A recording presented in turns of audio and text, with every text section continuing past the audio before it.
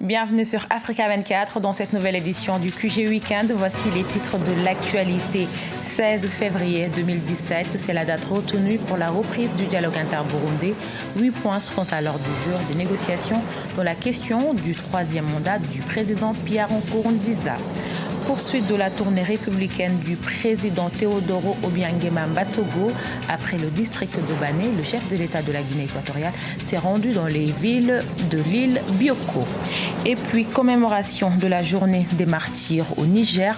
Comme chaque 9 février, les étudiants rendent hommage à leurs camarades décédés et réclament que justice soit faite. Benjamin Kappa, le facilitateur dans la crise burundaise, annonce la reprise du dialogue pour le 16 février à Arusha, en Tanzanie. 8 points sont au programme de ces négociations, notamment la question du troisième mandat du président Pierre Nkurunziza.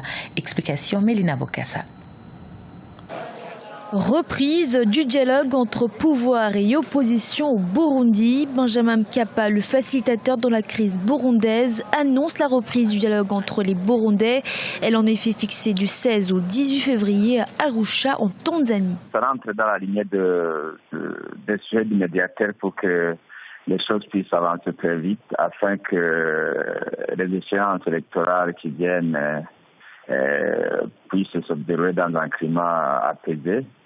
Et que les réfugiés puissent rentrer. Cette session intervient après les propos de l'ancien président tanzanien et actuel facilitateur de la crise burundaise qui reconnaissait la légitimité du mandat du président Pierre Nkurunziza.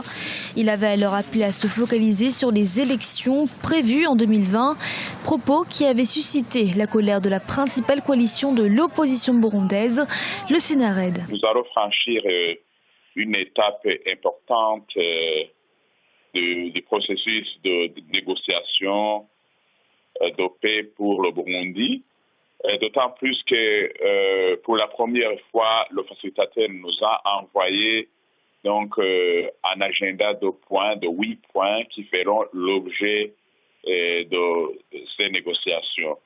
Je crois que la première étape consistait aux consultations. Maintenant, cette étape est terminée. On va entrer donc dans le vif du sujet pour mettre fin à la crise burundaise. C'est en avril 2015, lorsque le président Pierre Nkurunziza annonce sa candidature à la présidentielle, que le climat politique et sécuritaire a commencé à se tendre au Burundi. Depuis, aucun accord n'a réussi à apaiser les tensions entre pouvoir et opposition.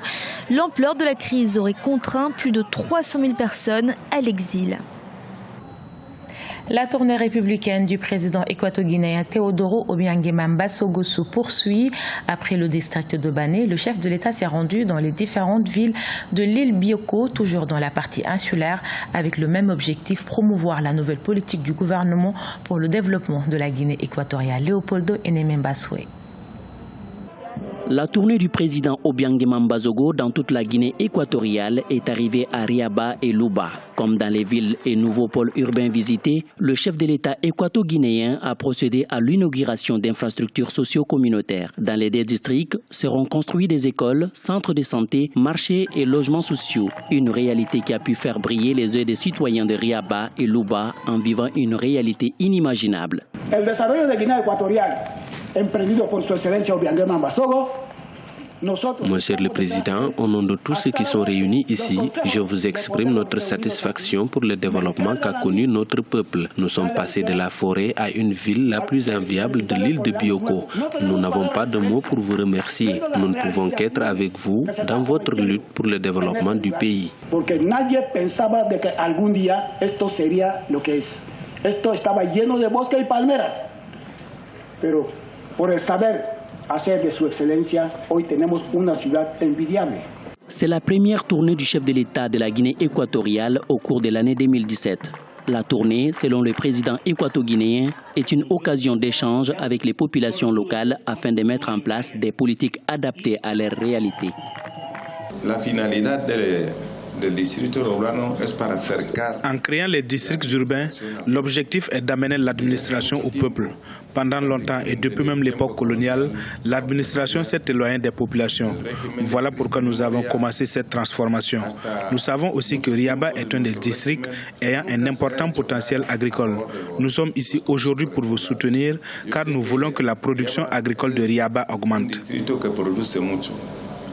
Ahora tenéis que producir más que antes para destacarse entre los demás. Plus de 40 milliards de francs CFA ont été investis pour la matérialisation d'œuvres sociales dans les districts de Louba et Riaba. C'est la mise en œuvre de la promesse du chef de l'État équato-guinéen lors de la campagne électorale de la présidentielle du 24 avril dernier. En République du Congo, 19 partis politiques sur les 153 que compte le pays bénéficieront d'une subvention de l'État estimée à près d'1 milliard de francs CFA. Les critères retenus pour recevoir l'aide de figurent notamment le nombre des élus au niveau des institutions électives. Toutefois, il est interdit aux partis bénéficiaires de recevoir d'autres financements. La coopération algéro-zambienne en marche. Les deux pays entretiennent une vieille relation fraternelle, une union que souhaite redynamiser le ministre des Affaires étrangères zambienne, notamment sur le plan économique. Précision avec Corinne Camden. Le ministre des Affaires étrangères zambien en visite officielle en Algérie. Ari Kalaba s'est rendu à Alger à l'invitation du Premier ministre algérien Abdelmalek Sellal ce mardi 7 février. La visite d'Ari Kalaba avait notamment pour but de consolider les relations bilatérales entre les deux pays. À cet effet, l'officiel zambien s'est entretenu avec le chef du gouvernement algérien en présence d'autres ministres, notamment Ramtan Lamamra, son homologue algérien. L'Algérie et la Zambie ont une relation fraternelle de longue date qui demeure solide.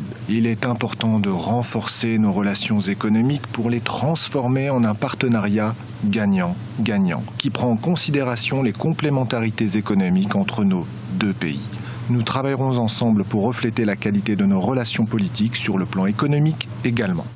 L'Algérie et la Zambie ont signé en mai 2010 plusieurs accords de coopération bilatérale portant sur de nombreux domaines et secteurs d'activité au terme des travaux de la première session de la commission mixte algéro-zambienne. Il s'agissait donc ici de réactualiser ces différents accords conclus par les deux pays. L'Algérie est en train d'essayer de renforcer ses relations avec l'ensemble du continent parce que jusque-là, les relations de l'Algérie étaient surtout très développées avec les pays du Sahel comme le Mali, le Niger, le Tchad, la Mauritanie, le Burkina Faso, un peu les pays de l'Afrique de l'Ouest. Et là, c'est une ouverture de plus en plus grande vers l'Afrique australe et l'Afrique de l'Est.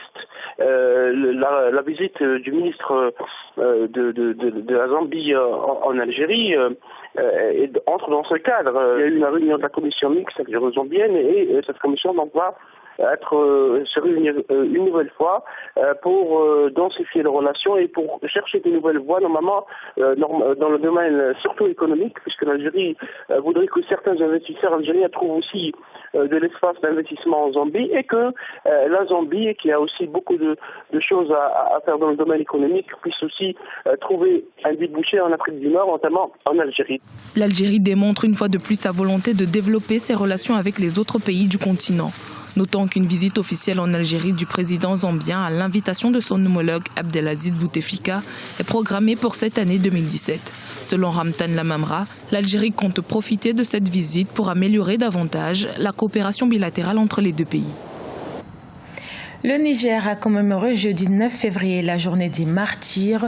Le 9 mars 1991, 3 étudiants avaient perdu la vie lors d'une manifestation politique. 27 ans après, l'Union des scolaires nigériens continue de réclamer justice. Précision à Niamey de notre correspondant Sadou Alizé Mouktar. Les scolaires nigériens sont encore sortis ce 9 février 2017 pour réitérer leur exigence, la justice pour leurs martyrs. Dans toutes les grandes villes du Niger, cette journée commémorative a été ponctuée de marches pacifiques et de discours des dirigeants du mouvement scolaire pour exiger que toute la lumière soit faite sur la mort de leurs camarades le 9 février 1990 à l'occasion d'une manifestation de rue. À Niamey, les manifestants se sont rassemblés au rond-point Kennedy rebaptisé par les scolaires Place des Martyrs. Aujourd'hui, 27 ans après, nous sommes encore dans la douleur, dans l'espoir de voir une fois au moins que les autorités du Niger puissent prendre cette question à bras ouverts pour que justice soit rendue au nom de toutes ces victimes. Les mêmes acteurs d'hier, c'est aujourd'hui eux qui continuent à diriger sur d'autres couvertures, sur d'autres étiquettes, d'autres chemises.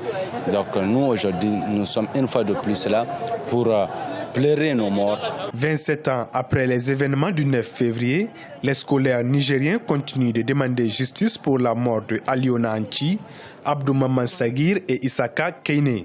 Nous profitons de cet instant pour appeler les autorités au plus haut sommet et surtout le ministre de la Justice qui est un ancien cadre de notre organisation et de créer toutes les conditions qu'il faut pour faire lumière par rapport à cette série, parce que notre peuple ne peut pas continuer dans l'impunité, notre peuple ne peut pas prospérer dans l'injustice, notre peuple ne peut pas continuer dans cette impunité. Pour rappel, c'est la violente répression de la manifestation menée par les étudiants de l'université Abdou Moumouni de Niamey le 9 février 1990 en réaction aux mesures d'ajustement du secteur de l'éducation qui s'est soldée par la mort de 3 étudiants. Le 16 février 2017 sera marqué par un rassemblement de prières et une marche de recueillement sur les tombes des martyrs au cimetière musulman de Yantala à Niamey. Ce journal a été réalisé par l'ensemble de la rédaction. Nous vous remercions pour votre fidélité. Dans un instant, une nouvelle édition de l'actualité sur Africa 24.